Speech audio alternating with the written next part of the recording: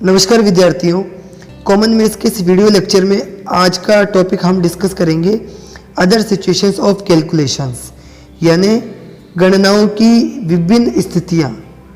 कई बार हम जब कैलकुलेशन करते हैं तो छोटी छोटी जगह पर आकर हम अटक जाते हैं। कई बार ऐसा होता है, बड़े बड़े क्वेश्चन हम सॉल्व कर लेते हैं, लेकिन उनमें अगर हम छोटी छोटी गलतियों पर अटकते रहेंगे तो हमारे मार्क्स कट सकते हैं। तो इसलिए हम पहले इन्हें डिस्कस कर लेते हैं। पहली सिचुएशन, जब ज़ीरो को किसी भी नंबर में ऐड करते हैं तो वो नंबर ही आपको मिल जाता है, नॉर्मल थी। इसके बाद है, या आप किसी भी नंबर को ज़ीरो में ऐड करो, एक ही बात है, ये दोनों चीज़ें एक ही चीज़ है, ठीक है। अब लेकिन इसके बाद वाली जो सिचुएशन आएगी वो अलग है कि 4 में से अगर आप ज़ीरो को लेस करते हो तब तो 4 मिलेगा, लेकिन ज़ीरो में से 4 को लेस कर रहे हो तब आपको माइनस के 4 मिलेंगे, ठीक है। तो ये चीज़ें कॉमन थी, पर यहाँ पर कॉमन नहीं है, यहाँ पर थोड़ा सा डिफरेंस है इसमें, ठीक है। तो आपको इन चीज़ों का ध्यान रखना है। हमने ये 4 सिचुएशनें डिस्कस की है। इसके बाद है कि ज़ीरो को आप किसी से भी मल्टीप्लाई कर लो, ज़ीरो ही मिलेगा। ज़ीरो को किसी भी नंबर से आप मल्टीप्लाई करोगे तो आपको ज़ीरो ही मिलेगा। लेकिन अगर आप ज़ीरो में डिवाइड करते हो 4 का तो आपको ज़ीरो मिलेगा, और अगर किसी भी संख्या में अगर आप ज़ीरो को डिवाइड करते हो तब वो नॉट डिफाइंड कंडीशन बन जाती है, यानी उसका आंसर नहीं निकाल सकते। आपने आज तक पढ़ाई की है, कभी भी आपके साथ ऐसा नहीं हुआ होगा कि नीचे बटे में आपको ज़ीरो मिला हो। उसका रीज़न यही है क्योंकि बटे में अगर ज़ीरो आ जाता है तो ये नॉट डिफाइंड कंडीशन बन जाती है, इसको हम हल नहीं कर सकते हैं। तो इसलिए कभी भी हमें नीचे जीरो बनाने से बचना है। जब जब भी हमारे सामने ऐसी सिचुएशन आएगी तब हम क्या करेंगे, हम कोई ऐसा तरीका लगाएंगे जिसके थ्रू हम क्या कर सकें, नीचे से जीरो को हटा सकें। क्लियर है इतना। इसके बाद में है कि किसी भी नंबर में अगर आप 1 को ऐड करते हो तो सेम नंबर आपको मिलेगा, चाहे पहले 4 को लिख के बाद में 1 को ऐड करो, चाहे 1 में आप 4 को ऐड करो, एक ही बात है। लेकिन अगर 4 में से 1 को लेस करते हो तब 3 मिलता है, और 1 में से 4 को लेस करते हो तो -3 मिलता है। तो ये चीज़ों का आपको ध्यान रखना है। इसके बाद 1 से आप किसी भी नंबर को मल्टीप्लाई कर दो, आपको वही नंबर वापस से मिलेगा रिजल्टेंट के रूप में। लेकिन अगर किसी भी नंबर में आप 1 का डिवाइड करते हो तो भी आपको वही नंबर वापस मिलता है, ठीक है। और अगर 1 में आप डिवाइड करो 4 का या किसी भी नंबर का, तब फिर आपको फिर वो नंबर वापस नहीं मिलेगा। आप 4 का डिवाइड करेंगे 1 में, तब आपका जो भी आंसर आएगा वो पॉइंटों में आएगा, ठीक है। या किसी भी सिचुएशन में, अलग अलग सिचुएशन में आप जैसे 1 में आप डिवाइड कर रहे हैं 4 का, 5 का, 23 का, किसी का भी डिवाइड कर दो तो आपको जो आंसर मिलेगा वो पॉइंटों में मिलेगा, है ना, सिचुएशन के अकॉर्डिंग। इसके बाद बात करते हैं 9। हाँ, ये एक अच्छी चीज़ है। 9 को हम लिख सकते हैं 9 की पावर 1, ठीक है। 9 की घात 1, पावर ऑफ 9 इज़ 1। किसी भी नंबर को, जैसे 5 है तो 5 का मतलब होता है 5 की पावर 1, ठीक है। 2 का मतलब हो गया 2 की पावर 1। अगर बात करें हम 9 × 9, इसका मतलब होता है 9 की पावर 2। कैसे हुआ, 9 की पावर 1 और 9 की पावर 1, जब पावर सेम हो, जब बेस सेम हो और बीच में मल्टीप्लाई का सिंबल हो तब उनकी पावर जुड़ जाया करती है। तो 1 और 1 जुड़ के हो गई 2, है ना। तो इन चीज़ों का आपको ध्यान रखना पड़ेगा। 9 का मतलब 9 की पावर 1, 9 × 9 का मतलब 9 का स्क्वायर, 9 × 9 × 9 का मतलब 9 का क्यूब। इनको कैसे पढ़ते हैं ये सभी यहाँ पर लिखा हुआ है।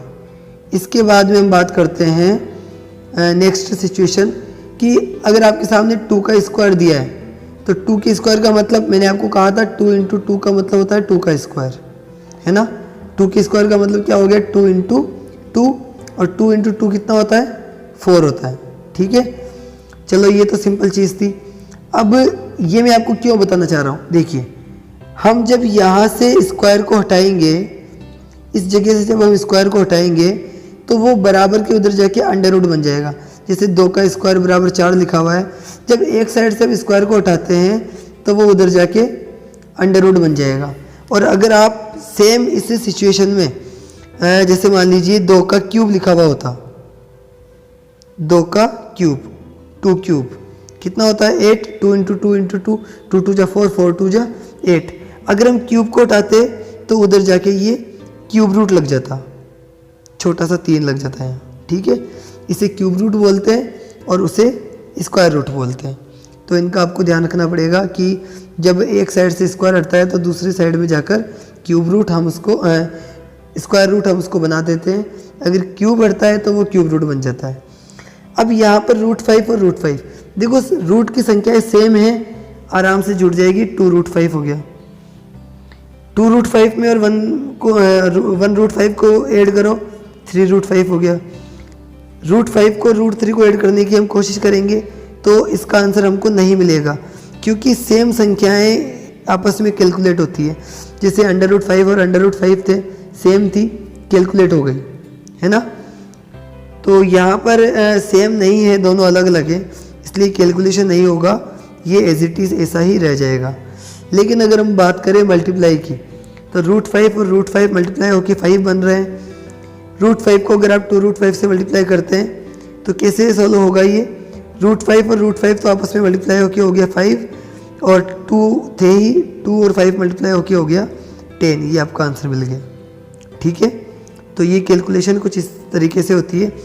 यहाँ पर कई तरह की कैलकुलेशन है और मुझे लिखनी थी, जो काम अधूरा है। आगे मैं इस टॉपिक को ऐड करके वापस से आपको बता दूंगा और क्या क्या आने वाली है और क्या क्या सिचुएशन है कैलकुलेशन में बनती है।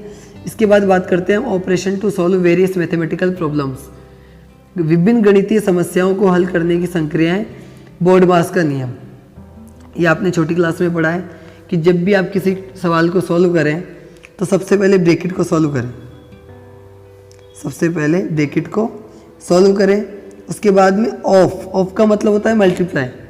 ये कब काम में आता है? जैसे 2 ब्रैकेट अंदर कुछ भी लिखा हुआ है XYZ, ठीक है, 2 ऑफ ब्रैकेट और ये XYZ जो भी है, तो आप क्या करेंगे, इस 2 को मल्टीप्लाई करेंगे अंदर सभी जगह, ठीक है। इसका मतलब ये होता है। और इसके बाद बात करें हम डी का मतलब, देखो पहले आपने ब्रैकेट को सॉल्व किया, उसके बाद में आपने ऑफ को सॉल्व कर लिया, उसके बाद में डिवीज़न यानी आपको डिवाइड जहाँ पर मिलेगा, डिवाइड को पहले सॉल्व करना है, उसके बाद मल्टीप्लाई को, फिर एडिशन को और फिर सब्सट्रैक्शन को। इस प्रकार से आपको इन्हें सॉल्व करना है। अब ब्रैकेट को सॉल्व करने का भी एक ऑर्डर होता है, एक क्रम होता है। कौन सा? ब्रैकेट 4 तरह के होते हैं मेनली, इसे कहते हैं bar bracket, small bracket, curly bracket और बिग ब्रैकेट। सबसे पहले हम बार ब्रैकेट को सॉल्व करते हैं, फिर स्मॉल ब्रैकेट, फिर कर्ली ब्रैकेट और फिर बिग ब्रैकेट को हम सॉल्व करेंगे। इनको मैं आपको आगे जैसे जैसे क्वेश्चन आएंगे तब आपको मैं समझाऊंगा इन्हें। बाकी हम अगली सिचुएशन पर आगे बढ़ते हैं। अगर आपके सामने कहीं लिखा हुआ है 0.3333, मतलब आपने कोई संख्या थी ऊपर नीचे, ये कोई बटे की संख्या है, आपने नीचे वाली संख्या का ऊपर वाली में डिवाइड किया और आपको मिल गया 0.3333, ठीक है। तो आप इसको कैसा लिख सकते हैं? तो यहाँ पर आप देख रहे हैं 0.3333 डॉट डॉट डॉट डॉट, यहाँ पर 3 बार बार रिपीट हो रहा है। तो जब भी कोई संख्या रिपीट होती है पॉइंट के बाद में, तो हम उसको इस प्रकार से लिख सकते हैं, 0 पॉइंट जो संख्या रिपीट हो रही है उसे लिख दो और उसके ऊपर बार लगा दो। ये बार बता रहा है कि ये 3 जो है बार बार रिपीट हो रहा है पॉइंट के बाद में, ठीक है। इसके बाद में है 0.832 डॉट डॉट डॉट डॉट, यानी यहाँ पर 832 ये बार बार रिपीट हो रहा है, तो हम इसको लिखेंगे 0.832 पर बार। क्लियर है? अच्छा, एक चीज़ और, अगर मान लीजिए यहाँ पर लिखा होता 8323232, यानी यहाँ पर कौन रिपीट हो रहा है? 32 रिपीट हो रहा है, तो हम इसको लिखेंगे 0.8 और 32 पर बार। क्लियर है इतना?